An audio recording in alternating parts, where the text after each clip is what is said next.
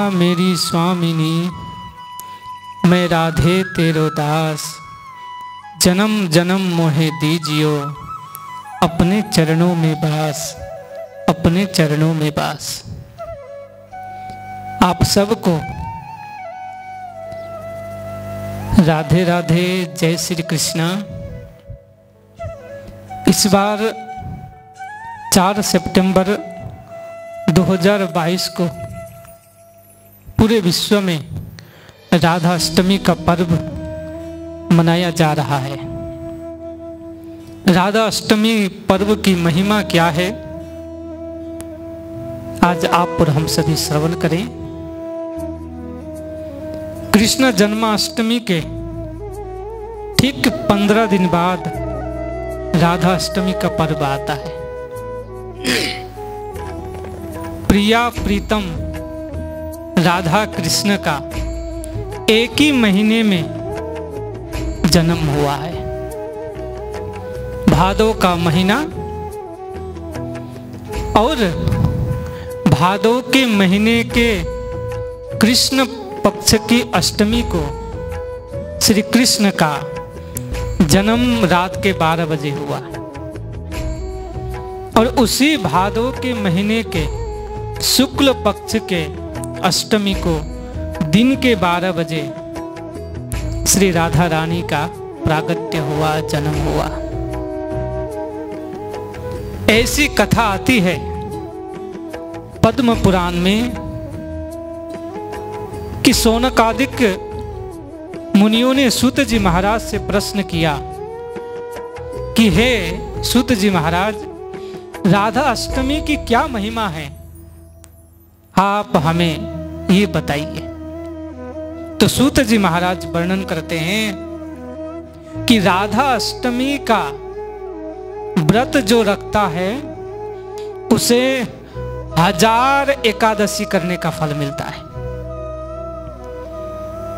1000 कन्याओं का दान करने का, जैसे आपके घर में पुत्री होगी तो कन्यादान करने का बड़ा महत्व है, बड़ी महिमा है।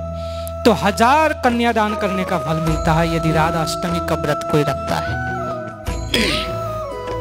और 1000 सुमेरु पर्वत का दान करने का फल मिलता है जो राधा अष्टमी का व्रत करता है। सारे तीर्थ का स्नान का फल मिलता है जो राधा अष्टमी का व्रत करता है। और जन्माष्टमी व्रत करने के बाद राधा अष्टमी का व्रत जो करे उसको पूर्ण फल मिलता है।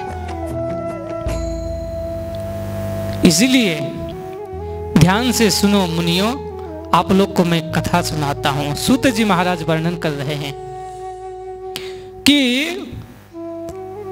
पूर्व काल में एक लीलावती नामक एक स्त्री थी, बड़ी सुंदर थी, लेकिन उसका सुंदरता ही उसके लिए नुकसान का कारण बना। वो रास्ता भटक गई, अनेक पाप कर्म में डूब गई। जब वो कुछ वृद्ध अवस्था में आई तो उस समय उसको ग्लानि होने लगा, मेरे पापों का प्रायश्चित कैसे होगा। तो तीर्थ करने के लिए घर से निकली। उस दिन राधा अष्टमी था, प्रातःकाल निकली।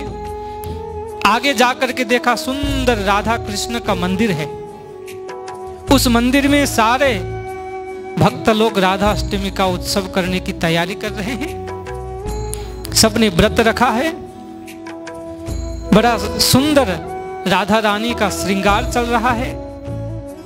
और ये लीलावती भी वहां पे गई, राधा अष्टमी का व्रत किया बड़े नियम से। और जो वहां पे गुरु महाराज थे उनसे अपनी सारी बातें बताई कि मैं तो एक पापिन हूं, मैं अधर्मी हूं, मेरा कैसे कल्याण होगा। गुरु महाराज ने कहा कि तुम राधा अष्टमी का व्रत रखो। उसने कुछ खाया नहीं था, राधा अष्टमी का व्रत रखा। व्रत पूरा होने के बाद, उत्सव मनाने के बाद वो जैसे ही लौट करके घर आती है, रास्ते में एक सर्प ने उसको डस लिया।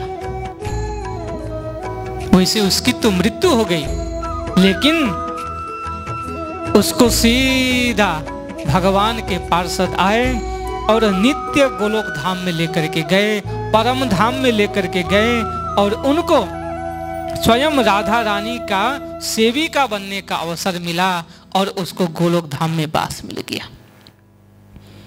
केचित गायंती नृत्यंती, राधा अष्टमी के दिन भजन करिए, गाइए, कुछ देर नृत्य कर सकते हैं तो वो भी करिए।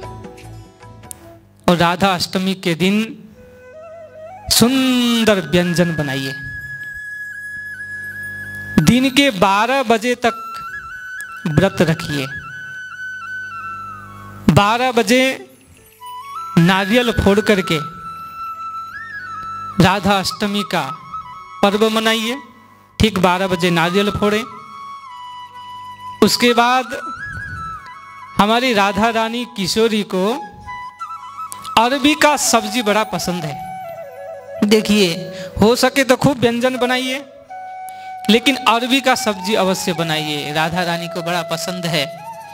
ऐसा संत महात्मा वृंदावन के लोग कहते हैं। अरबी का सब्जी बनाइए, बाकी 56 भोग भी बनाएंगे तो बड़ी अच्छी बात है। राधा रानी का सुंदर श्रृंगार कराइए। 12 बजे के बाद कुछ देर और भजन गाइए, आरती करिए। उसके बाद सुंदर एक सिक्का हाथ में लेकर के और अक्षत चावल, बिना टूटा हुआ चावल लेकर के राधा रानी के चरणों में चढ़ाइए।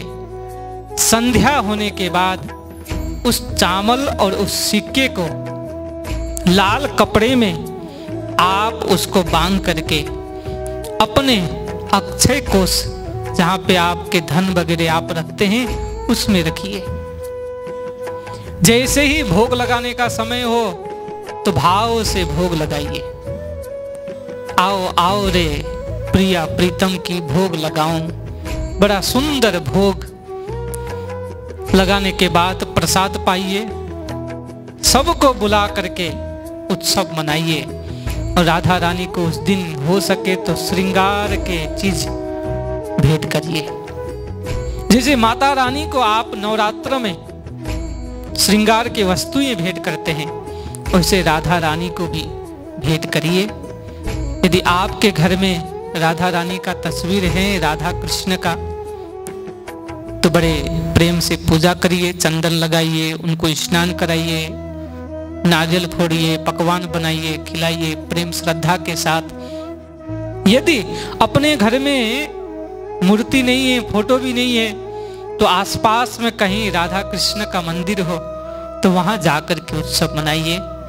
राधा अष्टमी व्रत का बहुत भारी महिमा है और आपको बहुत ज्यादा लंबे देर तक भूखा भी नहीं रहना है। केवल दिन के 12 बजे तक आप व्रत रखें और जैसे ही भोग लगाएं, भोग लगाने के बाद स्वयं चरणामृत पहले ले, पंचामृत पहले ले, उसके बाद स्वयं प्रसाद पाएं, सबको प्रसाद पवाएं। ऐसे राधा अष्टमी पर्व को मनाने से राधा रानी की कृपा होगी। और जब तक राधा रानी की कृपा नहीं होगी तब तक तो कृष्ण भी मिलना मुश्किल है। भले कृष्ण की कृपा कब हो पता नहीं, लेकिन राधा रानी जिस दिन रिझ जाए उस दिन कन्हैया अपने आप मिल जाएंगे। उस दिन खूब राधा रानी का भजन गाइए, कीर्तन गाइए। आप सबको राधा अष्टमी की खूब खूब शुभकामना, खूब खूब बधाई देते हुए आप सबको राधे राधे, जय श्री कृष्ण कहते हुए मैं अपने वाणी को विश्राम दे रहा हूँ।